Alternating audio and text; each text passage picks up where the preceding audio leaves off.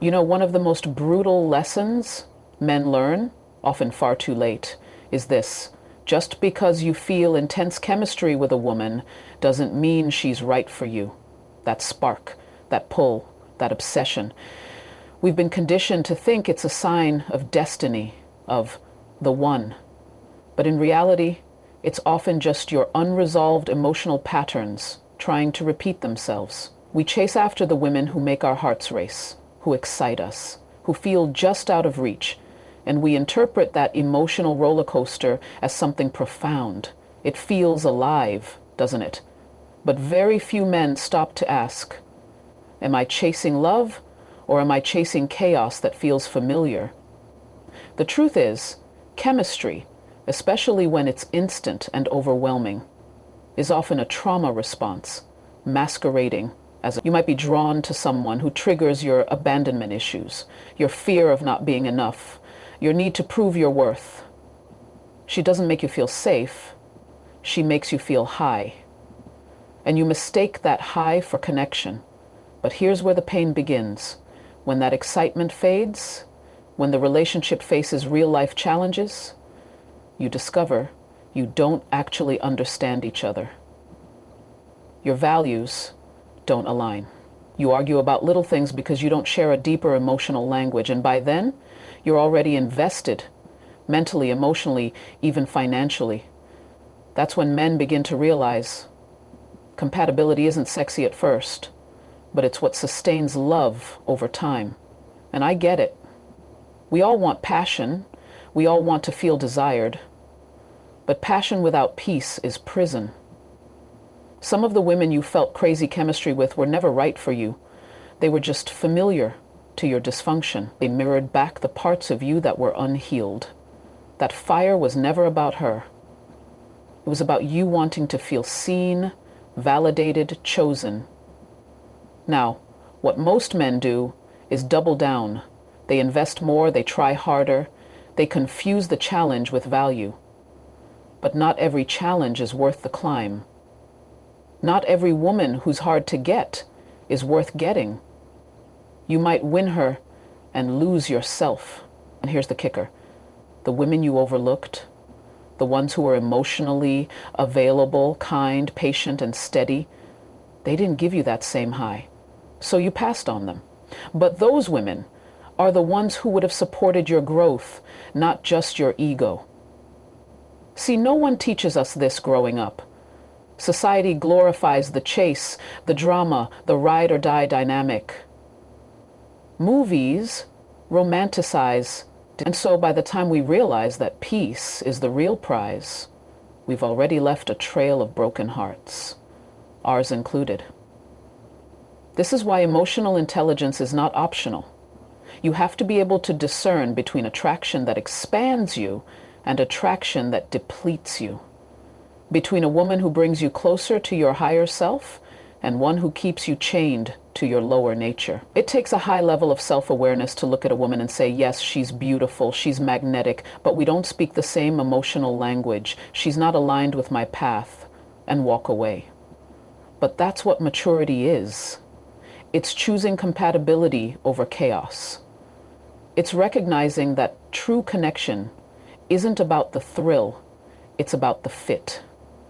And fit isn't always sexy, but it's sacred. Because the harsh truth is, by the time most men realize this, they've already paid for the lesson, with time, with heartbreak, and sometimes with their identity. Don't wait until it's too late to learn the difference between intensity and intimacy. One burns fast and leaves ashes. The other builds slow and lasts. Most men spend years believing that what matters most to a woman is what they say. The romantic texts, the promises, the declarations of love. They assume that if they just say the right things in the right way, they'll win her heart. But eventually life teaches a harder, more sobering truth. Women don't fall for words. They fall for consistency, energy, and behavior. It's not that words don't matter. They do, but only when they're backed by action.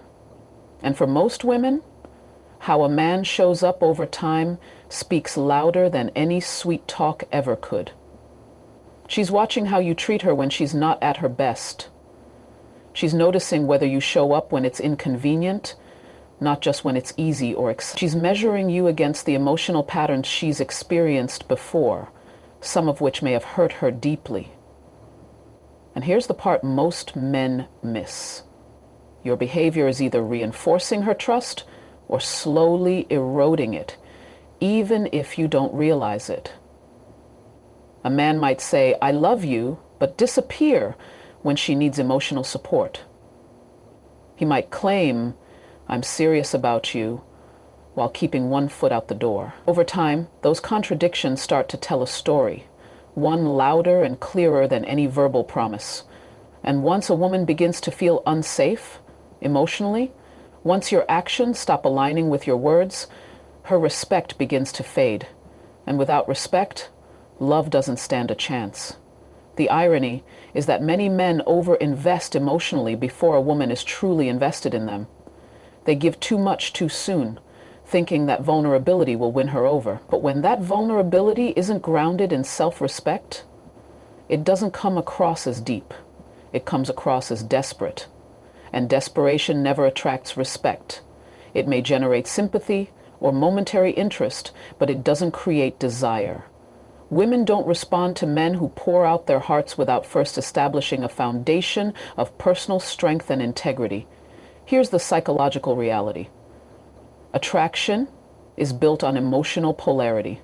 She wants to feel your presence, your decisiveness, your calm certainty, not just your feelings.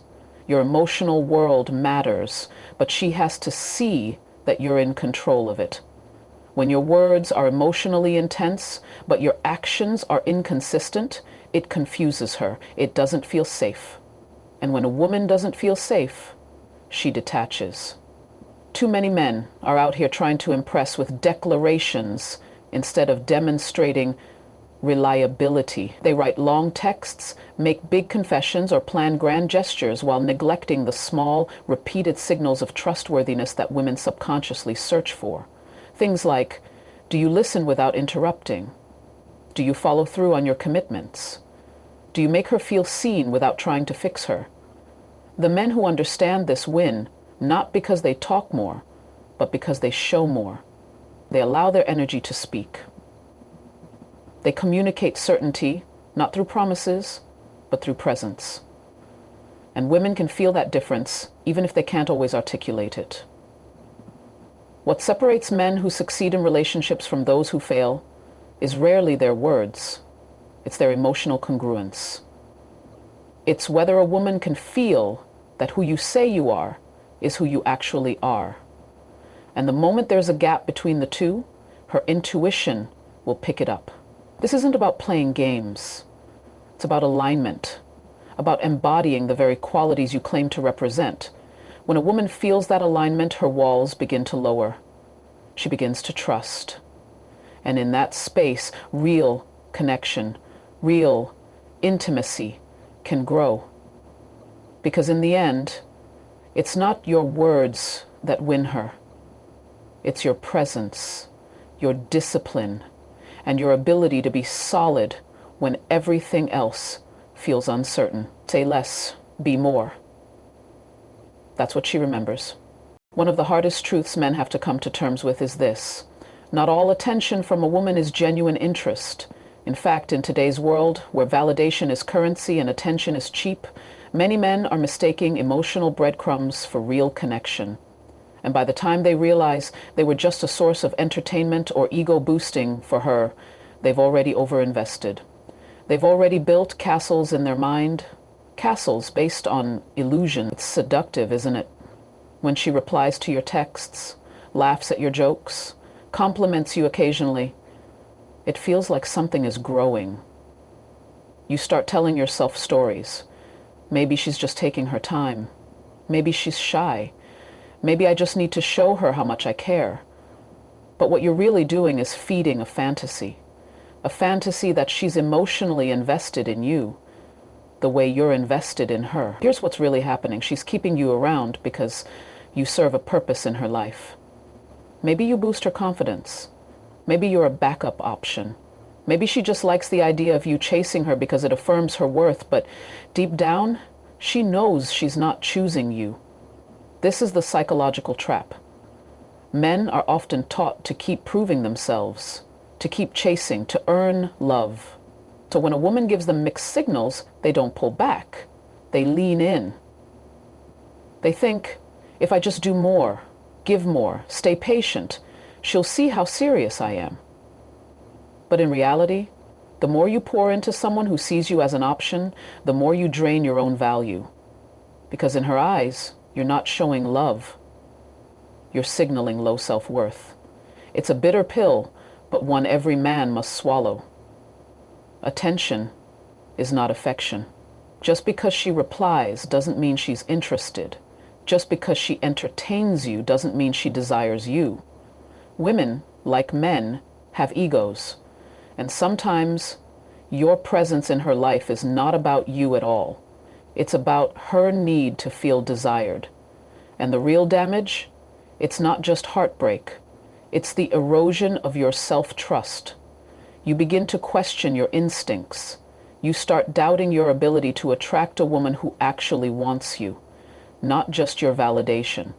That's how many men end up bitter, guarded, or emotionally unavailable themselves, because they invested in women who never chose them in the first place. Now, let's be clear. This isn't about blaming women. Everyone wants to feel seen, appreciated, desired. But it is about accountability. And as a man, your power lies in discernment, in the ability to tell the difference between interest and indulgence, between a woman who's open to building with you and a woman who's just keeping you around to avoid loneliness. Here's the truth most men don't hear enough. You don't have to earn someone's love through persistence. You don't have to keep showing up just to be noticed. A woman who is genuinely interested in you will make it known. Not through grand gestures, but through emotional reciprocity. She'll make space for you. She'll invest, even if subtly. You won't be left guessing. Your time, your presence, your energy, they are sacred. And if a woman can't recognize that, or worse, uses it for her own emotional comfort without giving anything real in return, you owe it to yourself to walk away. Not in anger, not in resentment, but in clarity. Because at the end of the day, attention is not love. Flattery is not commitment. And validation is not a foundation. The right woman won't just want you to chase. She'll meet you halfway. There's a harsh truth many men only realize after they've already damaged their dignity. The more you chase, the less she respects you. And no, this isn't about playing games or pretending not to care. It's about understanding how emotional dynamics actually work between men and women. Beneath the surface, beyond the social scripts we've been fed. You see, respect is the foundation of how a woman feels about you. It comes before love, before attraction, before emotional investment. And if she doesn't respect you, it doesn't matter how generous you are, how available, how kind, you'll never reach her heart. Not truly. Because deep down, something in her will recoil from a man who is too eager to please and too afraid to walk away. This is where many men go wrong. They think persistence is romantic. They think constantly showing up, texting back instantly, rearranging their life for her attention will win her over. And in theory, it sounds noble, like love should be earned through effort. But in reality, this behavior doesn't come across as strength, it comes across as neediness. And neediness signals one thing, that you value her more than you value yourself. Psychologically, women are incredibly attuned to emotional hierarchy. When you abandon your own priorities, when you bend over backward for a woman who hasn't chosen you, what you're actually communicating is, you're above me. I'm trying to earn a place at your table. And whether she says it out loud or not, She feels that imbalance, and it makes her pull back. Real attraction thrives on mutual respect, not imbalance. The more you chase her approval, the more she senses that you're seeking something from her. Validation, identity, worth. And ironically, the moment she realizes that you need her more than she needs you, her attraction starts to fade. Not because she's cruel, but because she instinctively wants a man who is centered, not one who collapses into her presence. Now let's be clear. There's nothing wrong with showing interest. Confidence and clarity are attractive, but chasing? That's different. Chasing is what you do when you're uncertain of your own value, when you're trying to prove yourself instead of being yourself, when you're trying to convince someone to want you instead of recognizing when someone already does.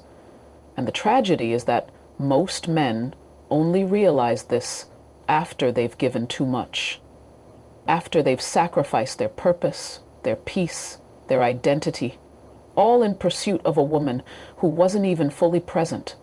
They wake up one day bitter, drained, and confused, wondering why all their effort wasn't enough. But it was never about how much you did. It was about how much you gave up, trying to be chosen. The truth is, women respect men who respect themselves. Men who are willing to walk away from situations that don't serve their growth. Men who don't confuse being available with being worthy. When a woman senses that your world doesn't fall apart without her, that your validation comes from within, something shifts. That's when she begins to respect you. Not for your chase, but for your centeredness. You don't need to be cold or indifferent. You just need to be grounded. Let her come to you just as much as you go to her. Let your presence be an invitation, not a pursuit. Because the moment you start chasing is the moment she stops valuing. A man who knows his worth never begs to be seen. He lets his energy speak and lets the right woman meet him where he stands.